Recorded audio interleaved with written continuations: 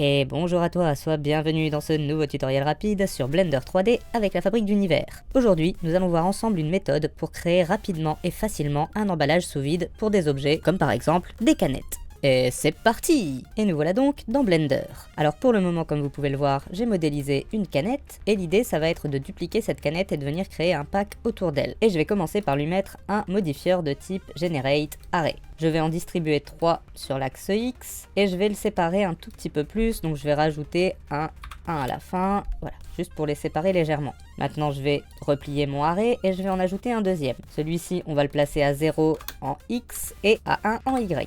1.01 comme tout à l'heure. Voilà, on a nos canettes qui sont légèrement espacées et maintenant on va venir créer le pack autour. Je vais le placer au milieu et je vais venir créer un cube autour. Donc je vais faire Shift A, Mesh, Cube. Je vais venir le placer. Je vais replacer correctement mon mesh, je resélectionne mon cube, je passe en mode edit et je vais commencer à l'étirer pour créer mon pack.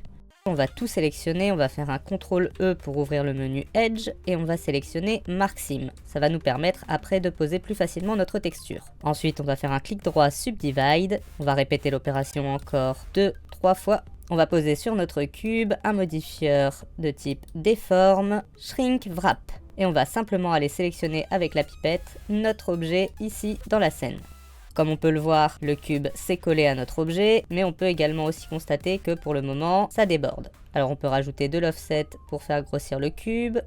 On va lui faire un clic droit, Shade Smooth, et on a déjà la base de notre pack. Maintenant on va appliquer le Shrink Wrap, donc on va venir dessus et soit utiliser le petit menu Apply ici, soit faire CTRL A sur le modifieur. Et on va venir lui en ajouter un nouveau maintenant qui sera un modifieur de type Subdivision Surface, qu'on va passer à 2, et voilà, on a notre pack sous vide. Cette vidéo est maintenant terminée, j'espère qu'elle vous aura été utile. Si c'est le cas, comme toujours, n'oubliez pas de la partager, de la liker, de vous abonner, de la commenter, et pourquoi pas de nous soutenir sur Tipeee. Tout ça aide énormément la chaîne et me permet de continuer. Quant à moi, je vous dis à la semaine prochaine pour un nouveau tuto sur la fabrique d'univers.